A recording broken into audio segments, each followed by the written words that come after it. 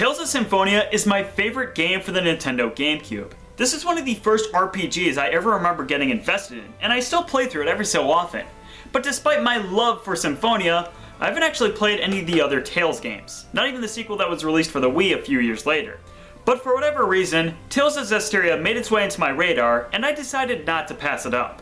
So after 10 years of playing Symphonia for the first time, I figured it's time to jump back into the series. So let's talk about Tales of Zestiria.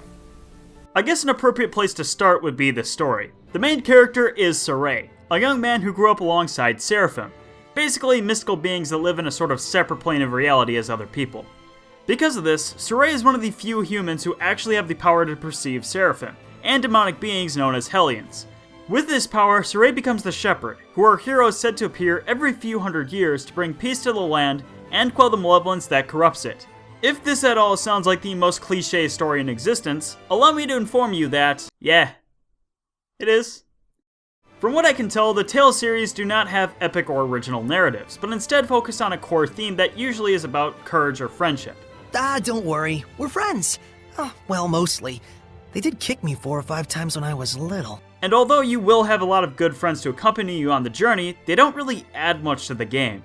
I didn't really find most of the characters to be all that interesting. They can make you laugh on occasion, but it's difficult to feel emotionally attached to them.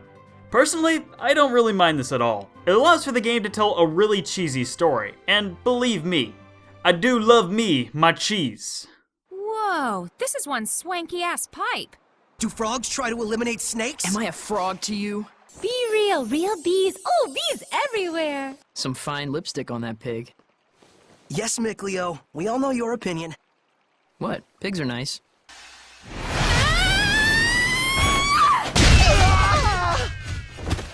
Uh-oh.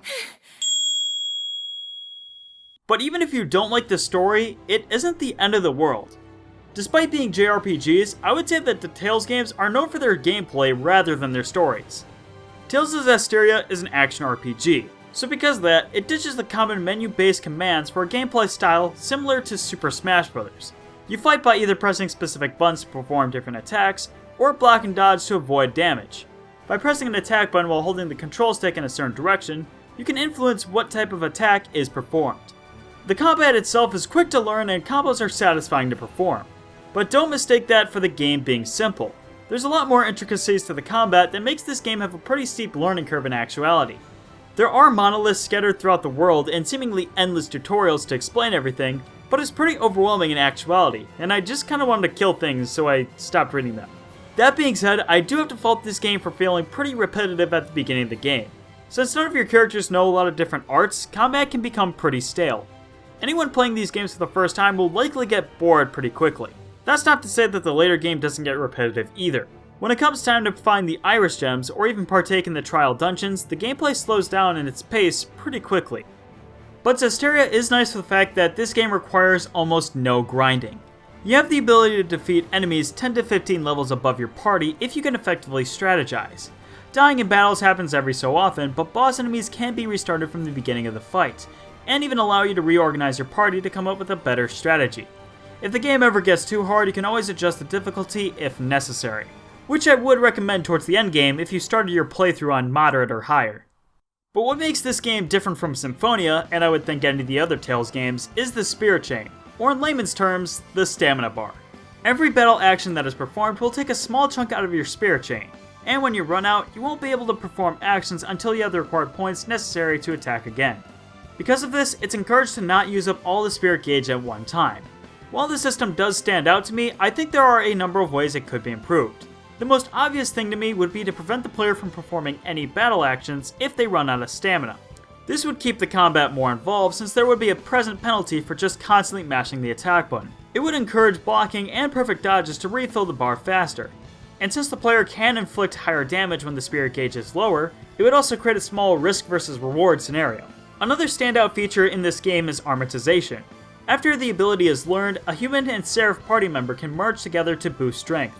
It makes the combat much more flashy and pretty fun to use. Not to mention, it's a great tool if your human character falls in battle, negating the need to consume as many life bottles.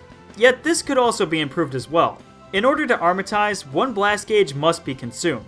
However, the blast gauge fills up pretty fast, and if the process were slower, it could create an element of tactical thinking, since the player would need to decide when it would be most appropriate to armortize.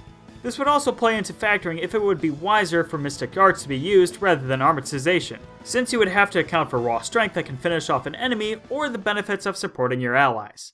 But while the gameplay kept me interested, the graphics kept me paying attention to my screen. I'm not saying that people should play video games for the graphics, but it's hard to ignore that Tales of Zestiria is a very pretty game. While I think that there are games that better handle the 3D anime art style, Zestiria is something to appreciate, and it makes it a blast to explore the world. Which is even encouraged since there are treasure chests and herbs that can permanently increase character stats, as well as points of interest that can unlock optional dialogue opportunities. However, I have played this game on PC, and the footage that you are seeing me use in this video are at the lowest graphical settings. The unfortunate truth for this is that anything higher runs poorly on my computer. I also acknowledge that I'm not playing on a computer designed for high-end PC gaming, but I've heard some other people having trouble with the PC release as well. Another thing to note is that the frame rate is also locked at 30 frames per second. However, a mod was also just released recently that puts the game at 60 frames per second, and although I haven't fiddled with it, I do admit it looks gorgeous. I personally don't mind playing this game on lower settings and the FPS cap, but these should be considered if you aren't planning on getting this game for consoles.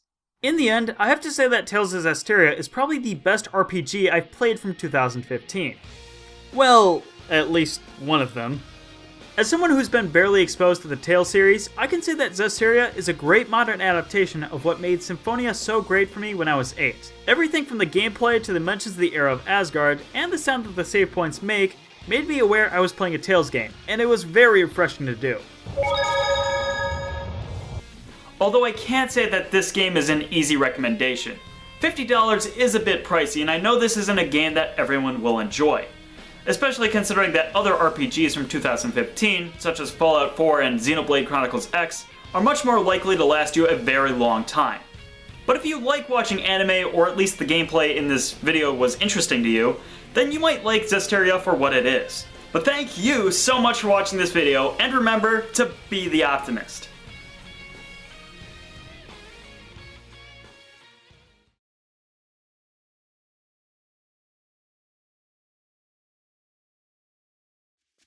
Hell yeah, we're home free! Praise the sun!